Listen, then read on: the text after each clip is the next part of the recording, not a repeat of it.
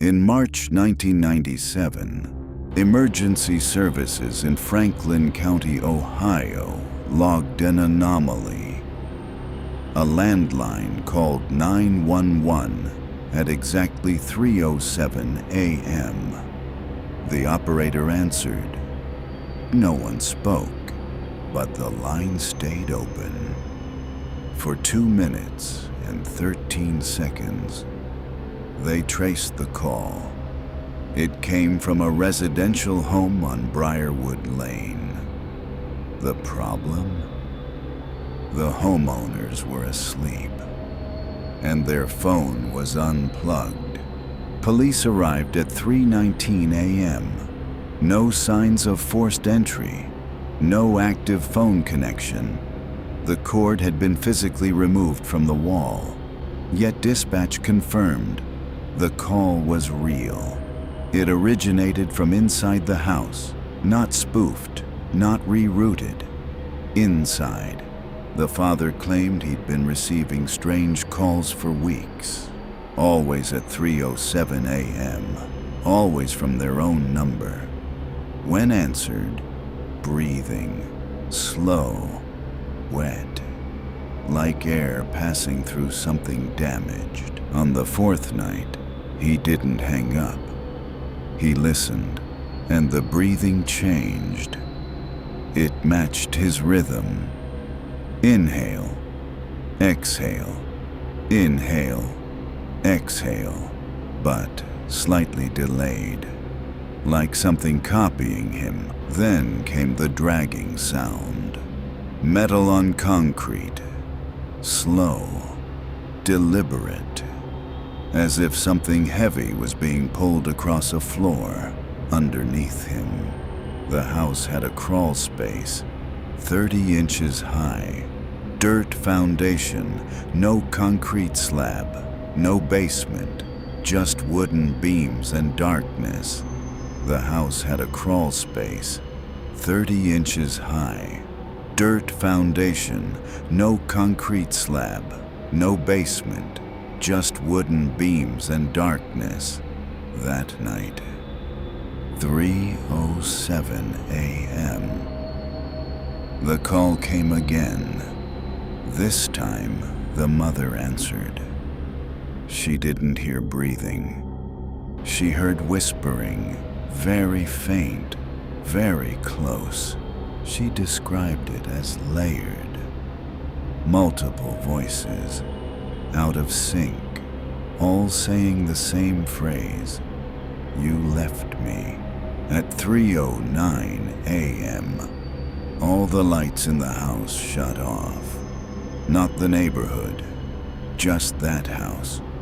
And from beneath the floor, something knocked back 3 times.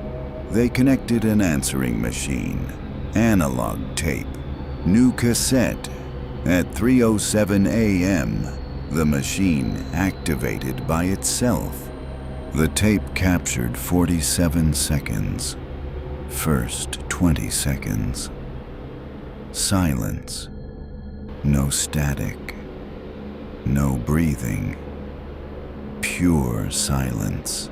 At second 21, a low-frequency hum begins.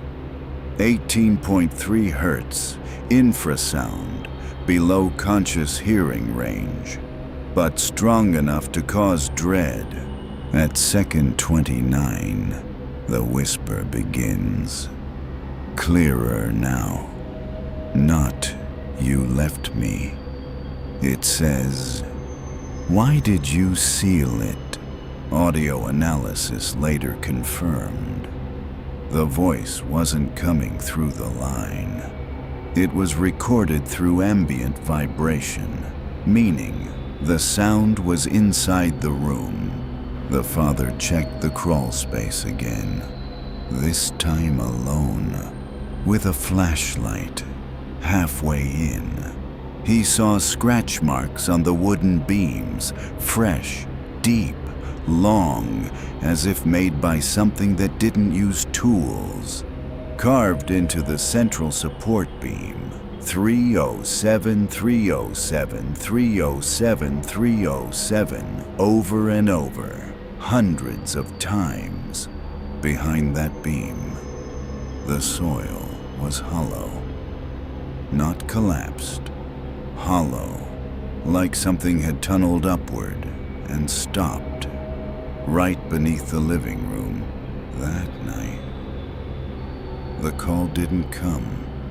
Instead, the house phone rang from inside the walls. Property records revealed something strange. The house had been rebuilt in 1978 after a structural collapse.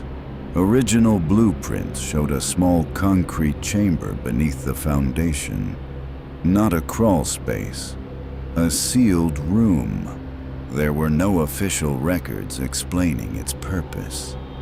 Just a note. Reinforced containment.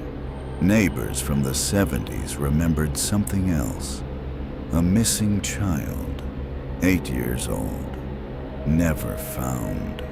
The father went back into the crawl space, this time with a shovel. He dug where the soil was hollow. 4 inches down, he hit concrete. In the center, a metal hatch, bolted shut from the outside. At exactly 3:07 a.m., the hatch vibrated.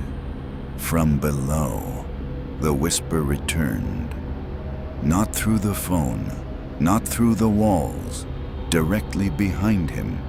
And it said, "You finally heard me." Police were called again. They opened the hatch. Inside, no body, no furniture, no bones. Just a rotary phone, connected to nothing, sitting in the center of the room, ringing. It rang exactly once, stopped, then rang again at 3:07. One officer answered. Dispatch recorded everything.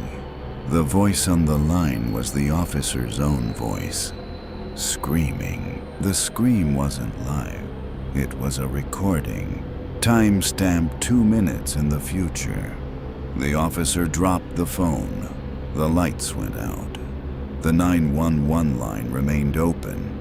Dispatch heard dragging, breathing, and multiple voices saying, "Stay," when power returned.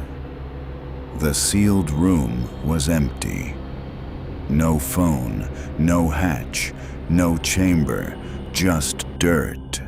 The house was demolished in 2003, but emergency services still log 1 call per year, 3:07 a.m., from disconnected numbers. And if you answer, the breathing matches yours perfectly.